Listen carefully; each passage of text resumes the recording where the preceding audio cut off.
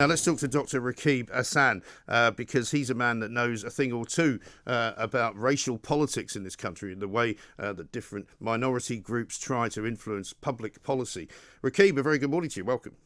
Morning, Mike. How are you? Yeah, very well indeed. I know you've written already about this story. You've spoken about it as well. It's quite a remarkable state of affairs that it's still actually going on, and it doesn't seem any nearer being resolved, does it, up in Batley?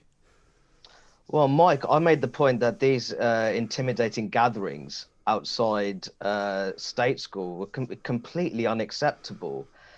I think when it comes to disputes, misunderstandings, they can be resolved through a constructive multi-agency dialogue. But the scenes we've seen outside the school, in my view, have been deeply unhelpful from a social cohesion perspective. We've had religious leaders outside the school almost giving the appearance that they're dictating terms to a state school. Right. And we've also had a local charity up there comparing the teachers' actions of showing the cartoons in question with acts of terrorism, which I think is deeply insensitive in a country which has suffered atrocities such as the 7/7 London bombings and the Manchester Arena bombings. So I really think that we just need more people to adopt a more level-headed mindset when approaching these kind of issues. Exactly right. And the people who are demonstrating, I mean, first of all, I know this is not an area that you or I are experts in, but first of all, my question is, how is it possible for them to have a demonstration in this day and age of COVID when it's supposed to be against the law to have any kind of mass gathering? They seem to be getting away with it. The police don't seem to be anywhere near it. But also, the people who are taking part in this demo, many of them have got nothing to do with the school. They don't have children there. They're sort of activists, if you like, and they're not really representative, are they, of the broader Muslim community? Well, Mike, we've discussed this before. I do feel there have been discrepancies, or rather inconsistencies, when it comes to the policing of protests during the COVID-19 pandemic. I think I think that's almost establishing itself as a mainstream view. Yeah. Actually, when it comes to the place of British Muslims more broadly in British liberal democracy, I do question whether the individuals outside that school who have participated in intimidating gatherings, whether they are truly representative. Now, if I'd, for example, a piece for Spike today came out, which I made the point that 3 in 4 British Muslims feel that Britain is a good place to live as a Muslim, Mike. I tell people that and they're surprised by it, perhaps because the kind of media that they come across. And the main reason that was cited for that was freedom of religion. Yeah. And you see on a number of other indicators that British Muslims, by and large, they feel that they're treated fairly by a range of public institutions, including the National Health Service, and they're generally satisfied with the way British democracy works. And crucially, Mike, there are instances where their trust in institutions is even stronger than the white British mainstream. So when I notify people of that, they're shocked by it, largely because you have the kind of people they're demonstrating outside the state school, which is receiving a great deal of media attention. And unfortunately, people see that and they feel this is how Muslim people are in the UK broadly, which is simply not the case. No, exactly right.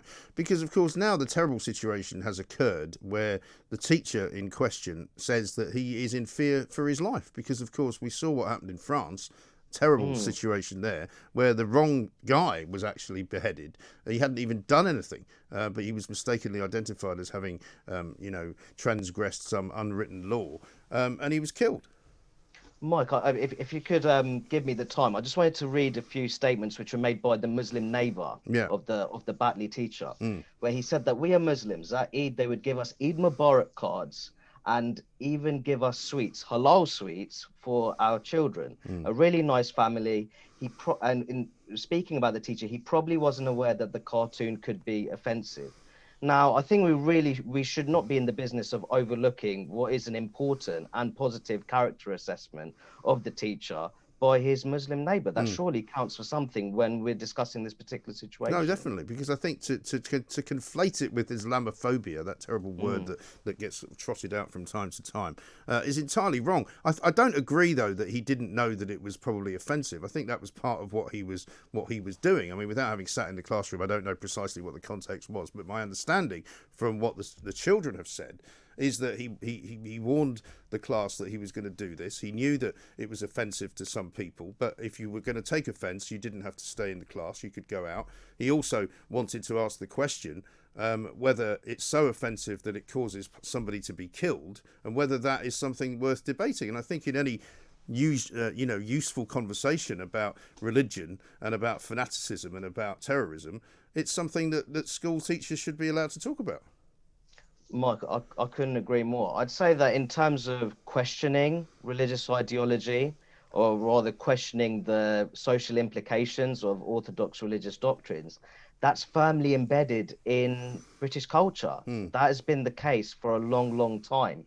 So there has to be an understanding that Britain is ultimately a Western liberal democracy where there are no blasphemy laws. The remaining blasphemy laws, which fell into disuse, they were removed back in 2008. So there needs to be a degree of understanding within certain elements of particular communities about what are the general liberal democratic norms in British society. Yes, that's right. And I think if you're going to have schools like Batley Grammar School, where you're going to have a mixed community going there, it's not a religious-based school. It's going to have religious studies, as indeed do most schools. Though some schools call it, world studies. They don't call it religious studies anymore.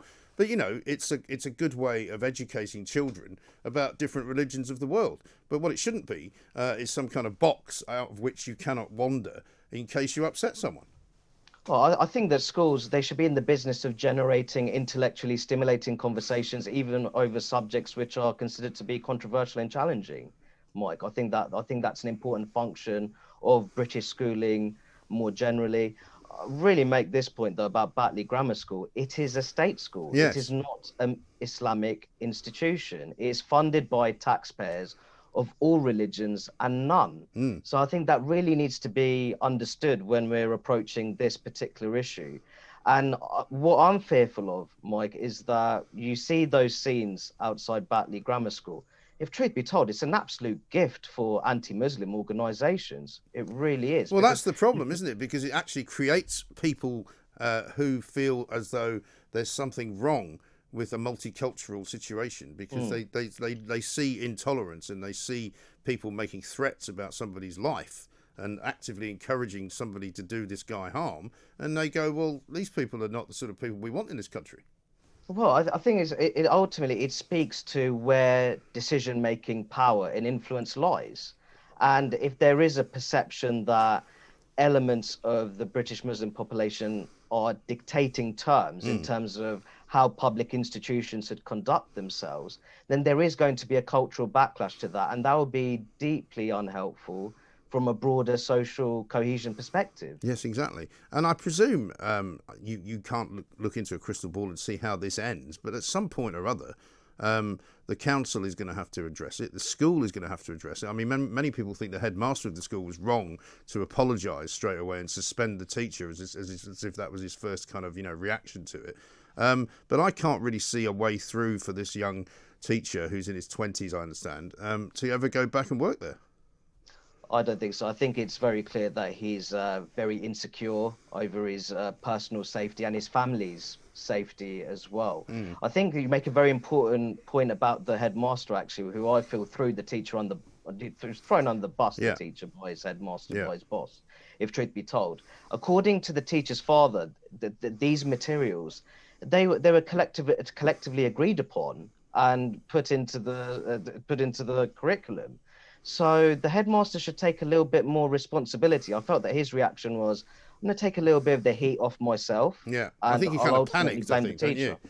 I think so. And I think that, as I said, that what the situation needed, it needed a calm response. What I feel, there have been rash, reckless and disproportionate reactions to what happened at Batley Grammar. And I think that's most unfortunate. And as I said, I think that in terms of broader community relations, some of the scenes that have not been helpful at all. I mean, can you see this possibly as a bridging point maybe for the calming of these kinds of disputes, and perhaps maybe it's an opportunity for people to get sensible, sit round a table and actually work something out? Because clearly, I know that you might say that some of these people demonstrating are not the type of people who would very much sit round a table with anyone. But, somebody needs to solve this. I think so. I think there's no harm, for example, in strengthening school guardian relationships more broadly. But what I really like to point out is that there have been a growing number of British Muslim voices who've been very critical of the gatherings outside Batley Grammar School, and that includes religious leaders who've said that, you know, when it comes to more local disputes, that there shouldn't be any kind of outside external interference. There are reports that in these gatherings we had individuals coming from Leeds and Rochdale into Batley. So I think it is important to recognise that there have been members of the British Muslim population who have condemned the protests, and that they're not supportive of these kind of intimidating gatherings outside the state school, where teachers and pupils may feel insecure. Well, exactly. Over these kind of I mean, gatherings. if it's not an illegal gathering, which I would say, generally speaking, I think it is, surely some of the threats being uttered and some of the things being said are breaches of public order, aren't they? Well, I'd make the point that people really should be careful about the statements they make over these sensitive issues. I made the point that there was a local registered charity, Mike, who who sought to strike parallels between the teachers' actions with acts of terrorism. So I think, one of the those kind of charities comments are inflammatory. One of the charities also identified him, I think, didn't they?